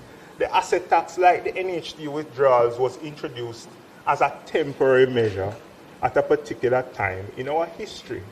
And it has continued unchecked with no specific feedback as to when it will be rolled back. It's now a permanent feature of the tax system. It's been extended, normalized. There is no reference, there is no certainty with respect to when it will be unwound. And it's particularly significant because everybody has accepted that the tax is distortionary. It penalizes capital formation, which, as the minister said, is very important at this time. It discourages retaining financial assets here, which is counter to his own mandate as attracting investments to Jamaica. And it's oftentimes passed on to the customers and investors who ultimately suffer. It's for these reasons, Mr. President, that the measure was originally put forward as a temporary measure, not a permanent one. Instead, it now generates over $10 billion annually for the government and has seemingly become a part of the revenue base that's a permanent fixture. It reinforces the broader concern, Mr. President. And I'll say it again, when temporary measures become permanent and they're retained beyond their lifespan, they are no longer emergency tools. And there's a credibility price that is paid under those circumstances. So in other words, when the fiscal framework is relying on measures that were never designed to be permanent, is the fiscal framework really sustainable to begin with? And again, this one predates Melissa. So I don't want to hear that it's because of Melissa that it's in place. The next example that I'll go to, Mr. President, is one-offs. Right? And the most prominent among them in the previous 2 financial years were the securitizations of the revenues emanating from the concession agreements from both the Norman Manley International Airport and the Montego Bay International Airport. Mr. President, these are non-recurring transactions. Right? And, you know, when you think about the measures, Mr. President, and the numbers associated with them, it's very difficult to believe that the fiscal framework was in fact on a sustainable path. In financial year 24-25, Mr. President, $75 billion was yielded from the securitization of the NMIA revenue. And in last financial year, well, this financial year, we haven't completed March, $61 billion was yielded from the securitization. Now, let me be clear. There is nothing at all inherently wrong with securitization. Right? When properly structured, Mr. President, it is a legitimate financing tool. Right? So I'm not criticizing the securitizations in and of themselves. So there's no issue in the instrument. But, Mr. President, the structure and the economic substance is what I want to discuss. The transactions, Mr. President, were presented as off-balance sheet financing. It's a way to access liquidity without increasing the sovereign debt, which is fine. But when you think about the nature of the transaction and how it terminates back with Jamaica, we need to examine it. The revenues previously supported the operations of the AAJ. The concession revenues went to them. And now they're being diverted to support the securitization almost exclusively. And the result is now evident, Mr. President. The central government, per the budget, has had to step in this financial year and will be diverting $13 billion. $13 billion to be injected into AAJ to cover the agency's expenses, to include $2 billion for the construction of a new headquarters. At a time, Mr. President, when Jamaicans are being asked to absorb new taxes, the country continues to recover from Hurricane Melissa. It raises questions about priorities, Mr. President. But beyond the priorities, there is a more fundamental issue. If the government receives a large upfront inflow, as was said by the opposition spokesman on finance, effectively a salary advance, and thereafter must make recurring transfers to sustain the entity from whom the revenue was monetized, then what's the true nature of that arrangement? Right? Because it sounds very familiar, Minister Hill. It sounds very familiar. So you receive an upfront lump sum, you receive our money today, and then you make payments over time. Mr. President, that sounds to me like the structure of a loan. In that sense, this thing that was presented as non-debt financing to balance the budget, in substance, resembles borrowing. Then what is it? It is, Mr. Again, President. to ask if you can just, you in particular, Senator Brown, give Senator Small Ferguson an opportunity to complete.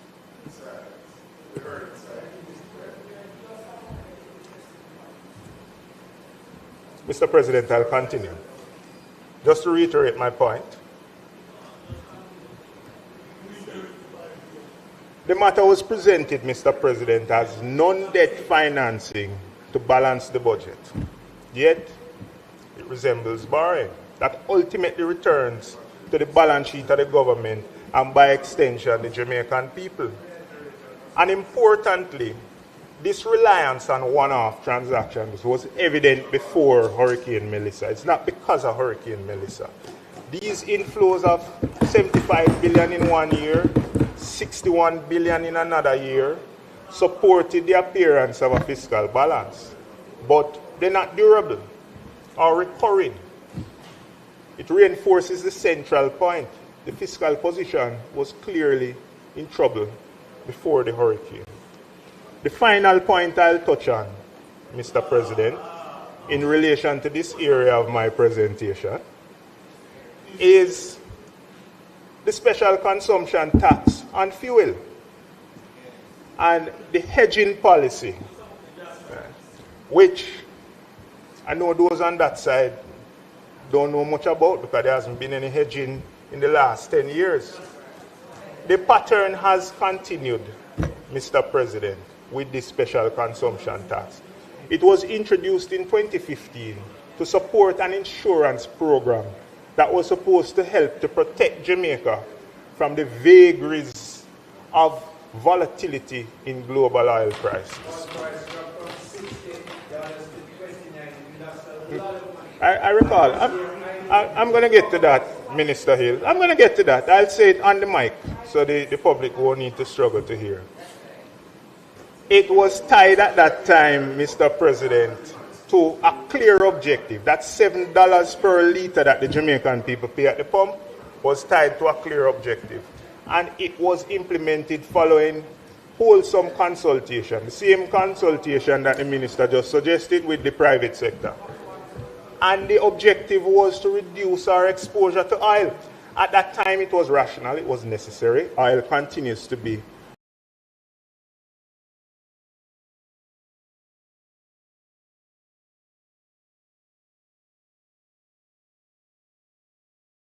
Welcome to Wix Harmony. Take the speed of AI and pixel-level control. To mitigate the impact of adverse oil price movements on the fiscal accounts and the Jamaican people. The rationale, Mr. President, was widely understood and supported.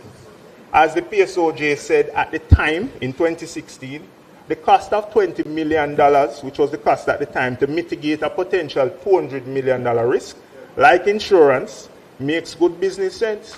So you can support insurance when it comes to disaster preparedness, but you don't support insurance when it comes to our single largest exposure. So let's not pretend like we don't understand the concept of insurance. You pay the insurance for the disaster preparedness, there is no storm, you don't complain. So if you pay the premium and oil prices move in your favor, why are you going to complain? The policy was sound, Mr. President. The only failure of the policy was that it was abandoned. And in more recent years, this government, Mr. President, has justified retaining the tax on the basis of fiscal flexibility and the ability to provide targeted relief. The former Minister of Finance, Dr. Nigel Clark, in the 2022-2023 budget debate, when gas prices and oil prices were moving in a similar direction to which they are today, indicated that the government needed to exercise discretionary interventions rather than a structured hedging framework. And that, Mr. President, is not sufficient. It does not address the central issue. The tax was introduced for a specific purpose, to fund a sustained program to protect Jamaicans from oil price volatility. Instead, the proceeds have been absorbed into general revenues, and the underlying framework has not been maintained. In effect, we've moved from structured protection to reactive intervention. The reality is that the tax is easy to collect and it yields significant revenue. But convenience cannot be the basis of sound policy. The tax was there for a reason. It's easier clearly for the government to retain the tax than maintain the discipline of exercising the structured program to protect us. The consequences, however, is that the Jamaican people are left fully exposed. Mr. President, the opposition has consistently taken a clear position in relation to this. Either you remove the tax, given that it no longer delivers the intended benefit, or you restore the protection that the Jamaican people are still effectively paying for. Mr. President, the protection is necessary. Jamaica remains highly exposed to oil price shocks. We're not an oil-producing country, and our energy system remains heavily fuel dependent. Limited diversification in the last 10 years. In effect, Mr. President, we continue to collect the premium, but we've discontinued the insurance. And now we're seeing the consequences. Since the start of the year, Mr. President, oil prices across the board are up over 60%. And they're hovering now near to $100 per barrel, well below the $60+ per barrel estimate that I understand is assumed in the budget. This is not a marginal shift, Mr. President. It's a fundamental change in one of the most important cost drivers in our economy. And while the effect on the fiscal accounts may be nuanced, because of course higher oil prices means higher revenue in some areas, but it also means higher costs. What is clear, Mr. President, is that the Jamaican people are feeling it. Right? Gas prices have gone up every week for the last how many weeks? And if things are not resolved in relation to the conflict between the US and Iran, they will continue to go. So it means Jamaican people are paying more at the pump. They're going to be paying more for electricity bills. And, Mr. President, they're going to be paying more taxes. The burden is compounded, Mr. President. It's compounded at a time when Jamaican people are still feeling the effects of Hurricane Melissa. If there was a sustained hedging framework, Mr. President, if that was in place, some of this burden could be mitigated. Instead, the resources have been diverted to other purposes. And once again, Mr. President, this predates Hurricane Melissa. Mr. President, if we step back from the individual examples and consider them in aggregate, a clear picture emerges.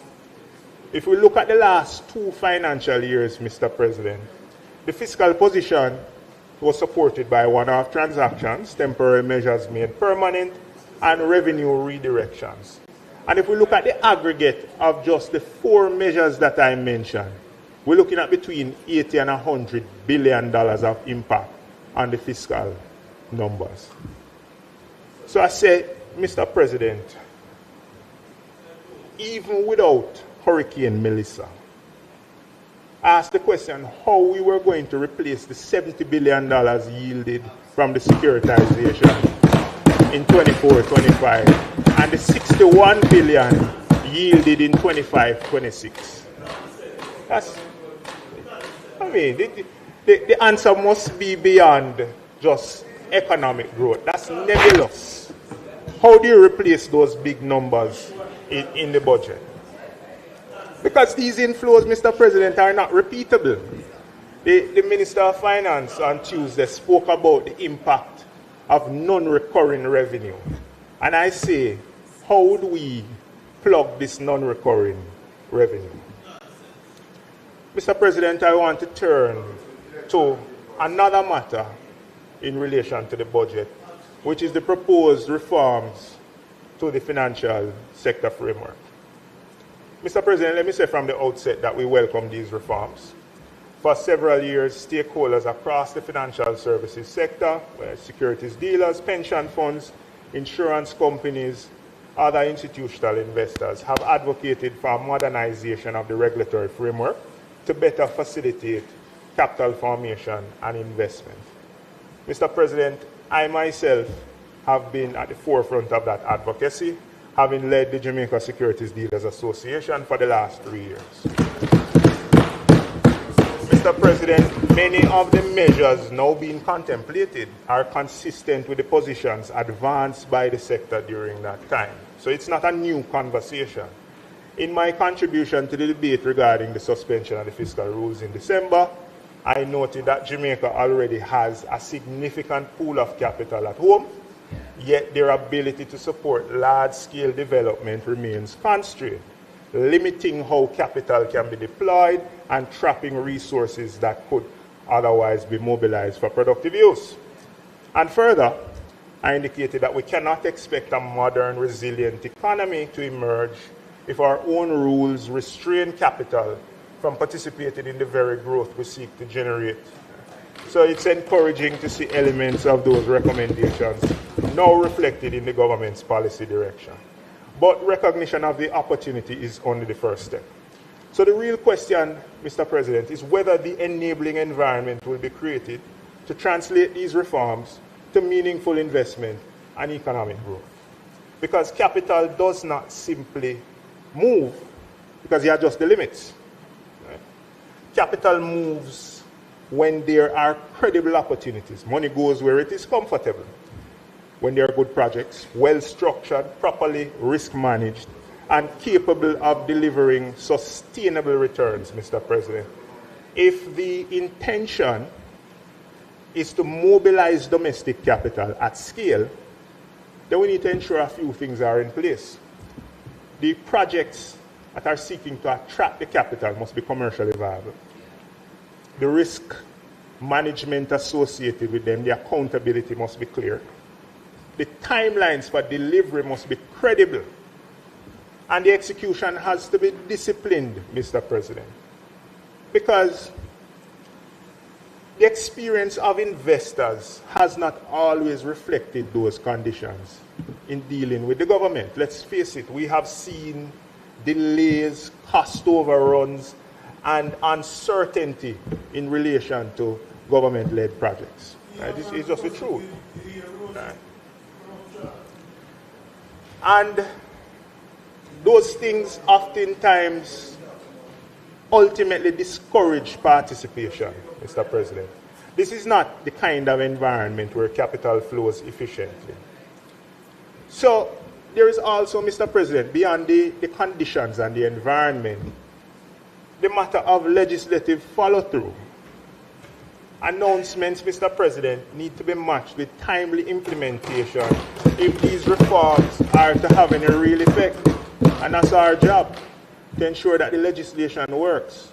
Right? And I know that there are several pieces of legislation that have been sitting on the bench for a while. I hope that the legislation underpinning these reforms do not join them.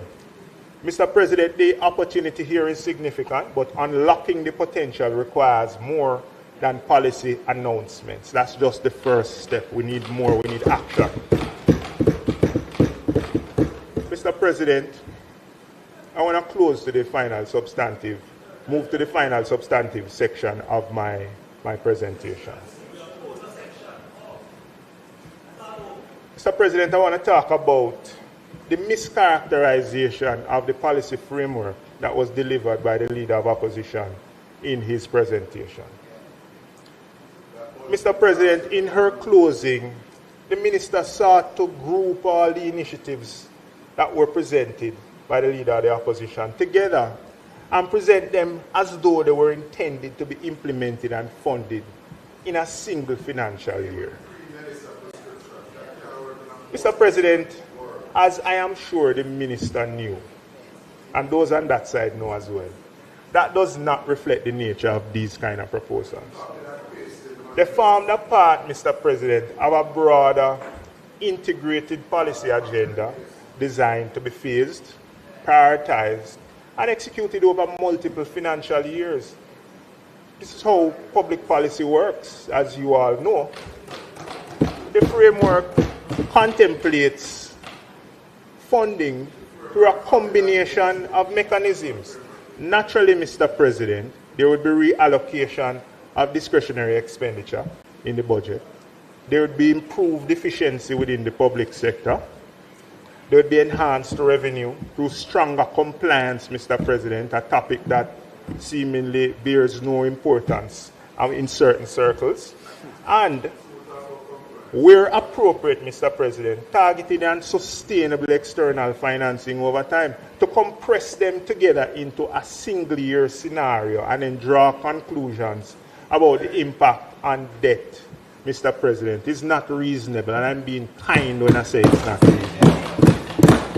If the same lens were applied, Mr. President, to the government's own agenda, particularly the range of significant projects that were announced by the Prime Minister, then the outcome would be no different. If we were to cost those projects, put them together, and launch them in 1 year, we could only fund them through debt, and the debt to GDP would be well beyond the 80+% that the Minister mentioned. So let's not seek to conveniently misconstrue and mischaracterize. The policies put forward by the leader of the opposition were grounded, Mr. President, in the ethos of our party. The opportunity to create a pathway for all through social justice.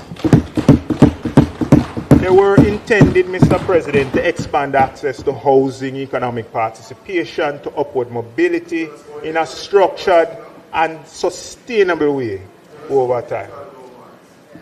Mr. President, this is not a one-year fiscal exercise. It's a deliberate effort to build an economy that works better for the people of Jamaica. And that's the kind of alternative that needs to be presented in a scenario like this by an opposition. It's therefore important that these proposals be taken in that context. Mr. President, in closing this contribution, I have certainly established to the objective viewer a few clear points. The fiscal pressures, Mr. President, that the country is facing existed well before Hurricane Melissa. That's the first thing. Secondly, Mr. President, the burden that is now being placed on the Jamaican people through rising costs and new taxes is occurring in the context of that fiscal position. And there remains, Mr. President, credible alternatives in our view, grounded in better execution, improved compliance, and more effective use of the resources that are already in the system. Mr. President, the Minister has spoken repeatedly about the government choosing a path of fiscal responsibility. Right? And I've heard it repeatedly from the government, choosing a path of fiscal responsibility. But the truth is, Mr. President, for the most part, that choice was not theirs to make. Mr. President, as the former Minister of Finance, Nigel Clark himself said in March 2024, the Financial Administration and Audit Act requires that Jamaica pursue a fiscal balance derived from a formula written into law, consistent with the debt target set in the law. Mr. President, that is the point. Fiscal discipline in Jamaica is not a matter of preference or choice, it's a matter of law. It was embedded, Mr. President, through the fiscal framework strengthening under the administration led by the Most Honorable Portia Simpson Miller. It was embedded, Mr. President, precisely to remove discretion and ensure that discipline would be maintained regardless of the government of the day. Mr. President, this is what underpins the current economic circumstances that the Minister boasted about in his presentation. You know what else is entrenched or was entrenched during that period of fiscal reform, Mr. President? I have to put in this plug. It was entrenched in the IMF deal at the time, that the Bank of Jamaica would be moved to being independent. So, you know, when you take a look at the current circumstances, even serious elements of fiscal reform were already agreed well before their implementation. The current administration is just taking their time to implement them. So the question now, Mr. President, is therefore not whether to be fiscally responsible. The question is how that responsibility is exercised and whether it's being used to support and protect the Jamaican people who are the ones who have made the sacrifice associated with us achieving this fiscal prudence. Como tú, en Nuke University hemos recorrido mucho. Hemos traspasado tantas barreras.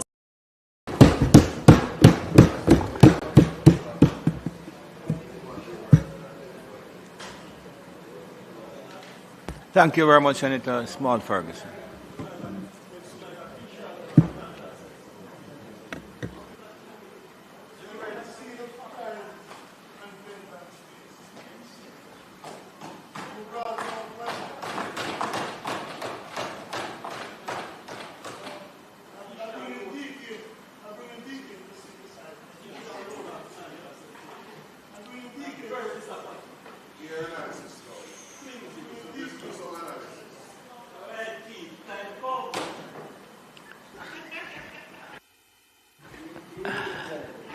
Senator Duncan, Senator,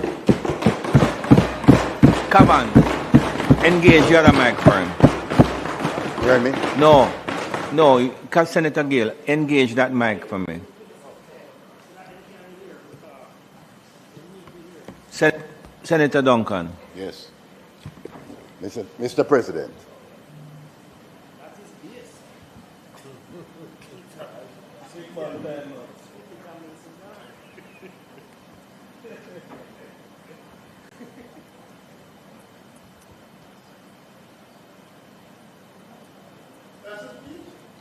Good to go.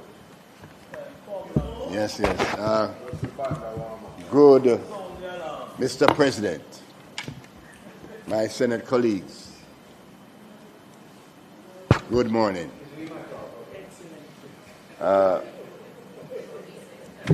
So, Senator Small Ferguson, you have made a few points, and I'd like to address them in relationship to your presentation. Let me start with the last one, the point you made about hedging. And the former Minister of Finance, Dr. Nigel Clark, spoke to hedging. He said hedging is expensive, unpredictable, and can lead to losses if poorly timed. And we saw that poor timing in 2015. Now let me explain the approach of the Andrew Holness-led administration to gyrations and movement in commodity prices. We moved to protect the most vulnerable in our country.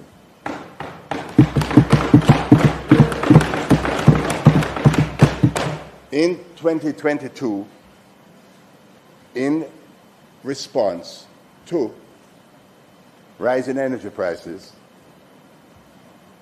the Jamaica Labour Party administration launched the We Care Energy Co-Pay program.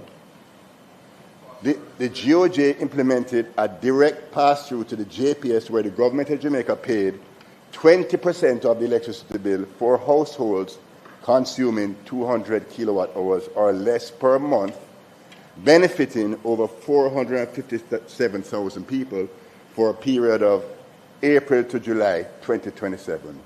We protect the most vulnerable.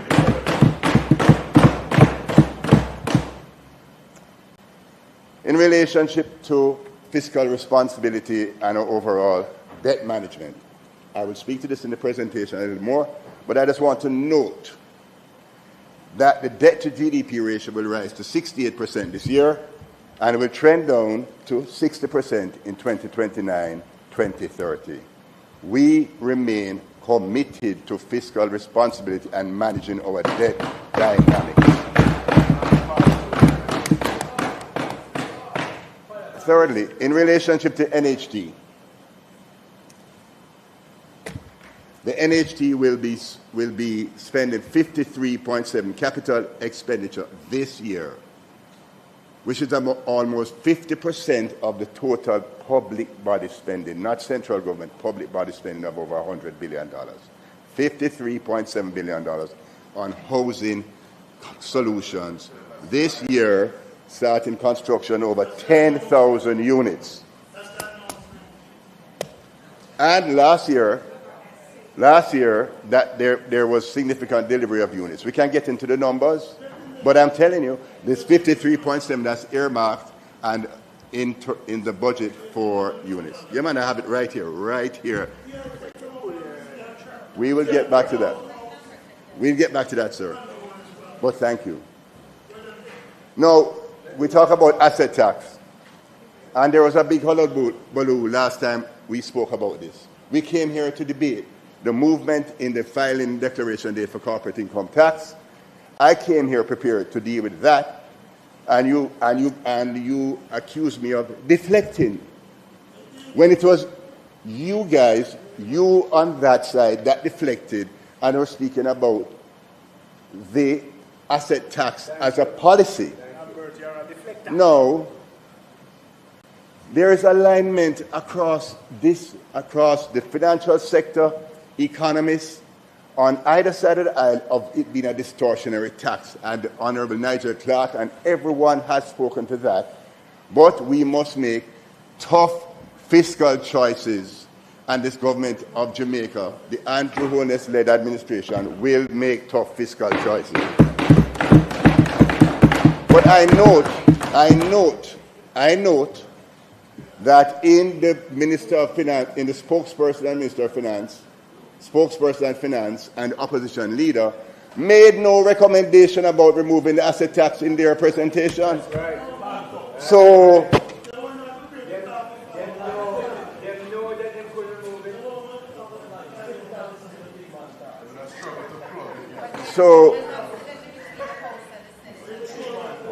when we speak about the sale of receivables, the sale of receivables were designed to fund one-off capital expenditures, a one-off securitization measure to fund capital expenditure, one-off capital expenditure, not to fund recurring revenues.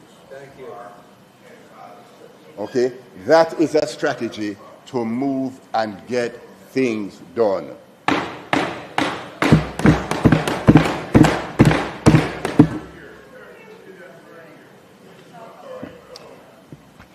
So I will now move into my substantive presentation. Thank you very much, Joe. Ramon, you make the thing exciting, man. May I tell you the truth, man. Thank you. Let's jump right in. So I rise this afternoon to support and endorse the government's estimates of expenditure for the fiscal year 26-27 and support the passage of the Appropriations Act without amendment. Jamaica's development agenda is squarely on the table.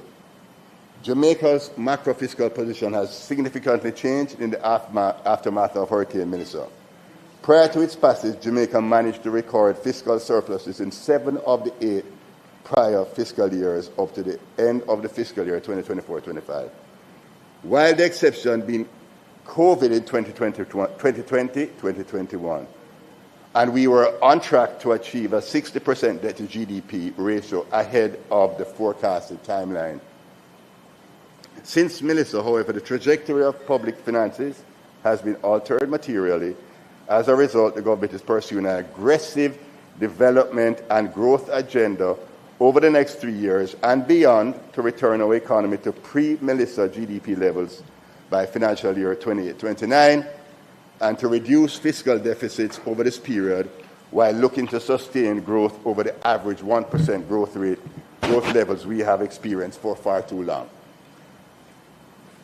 For the months running up, there's a lot of uncertainty running up to the budget. The country had heard about various announcements around NARA, about reconstruction, but there was no consolidated picture of how the government intended to rebuild, how it would be financed, or what the institutional architecture would look like.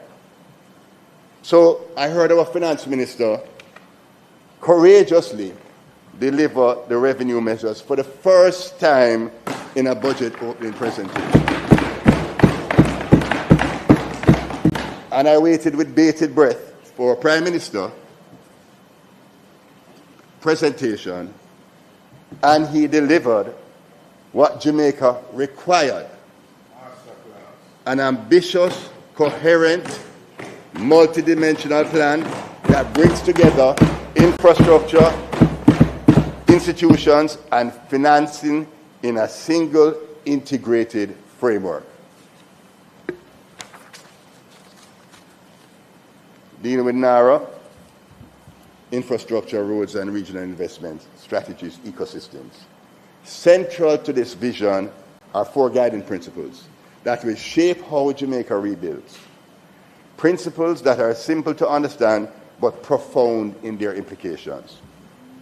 Build, number 1, build in the right places. Far too long, critical infrastructure, hospitals, schools, government offices, homes have been concentrated in low-lying coastal zones with full knowledge of the climate risk. That changes now. Where we build matters as much as what we build. Future development must be progressively relocated away from high-risk areas, and that's the intention. We have to build systems, number 2, that can withstand failure. The destruction wrought in places like Black River and Falmouth exposed a dangerous pattern. When everything is concentrated in one corridor, one surge can knock out everything at once.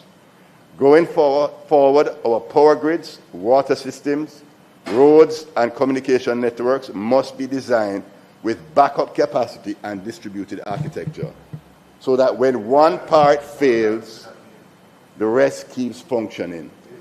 Resilience and single points of failure are incompatible.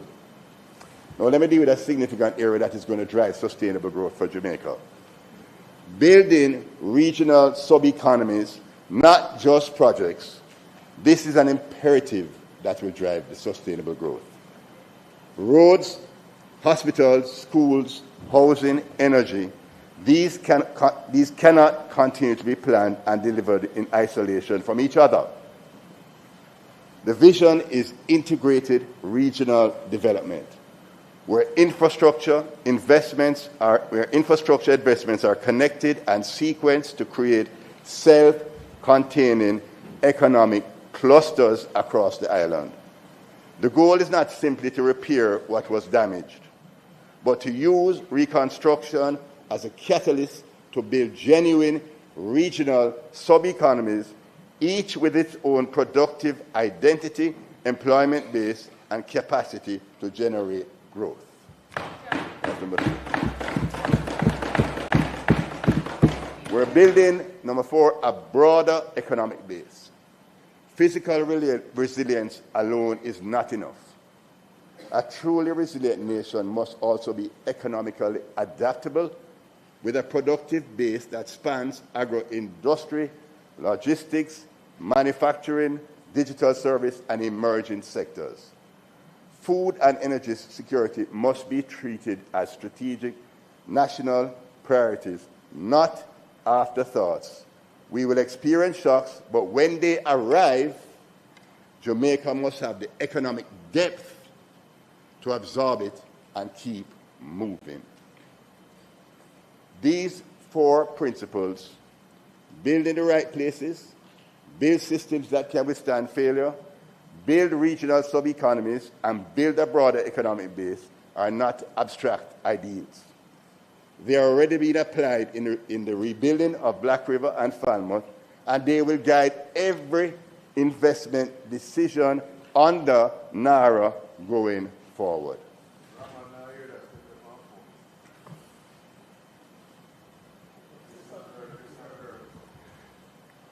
We're going to speak a little bit about capital expenditure and the increases.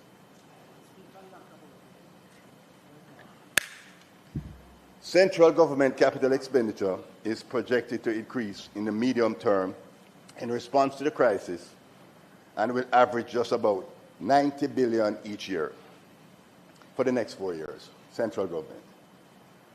For 2026-27, the central government expenditure will be almost 100 billion. No, let me dial back.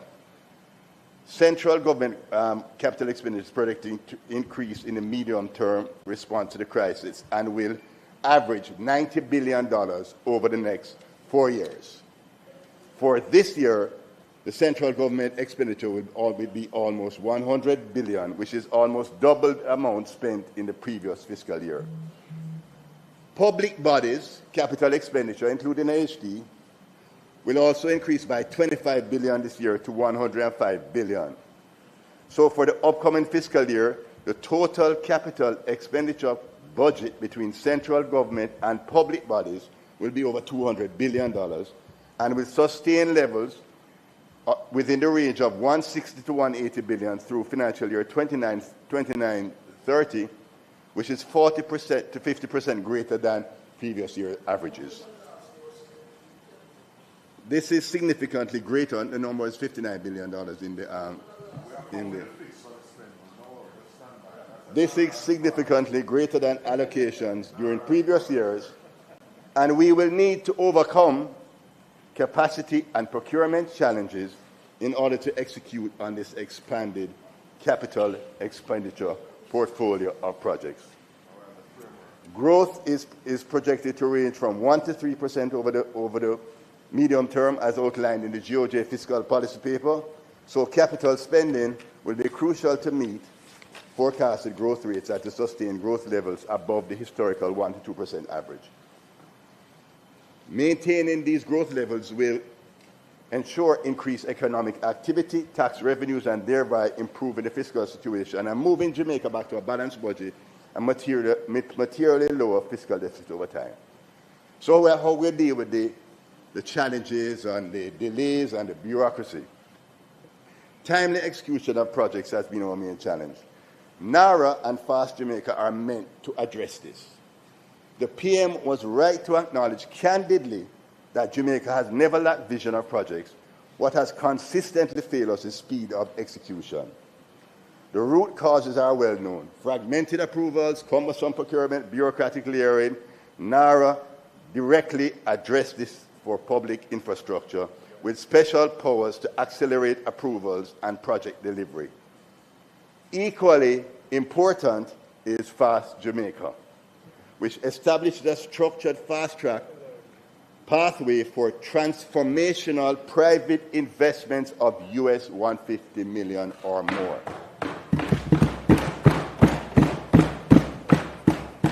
I would like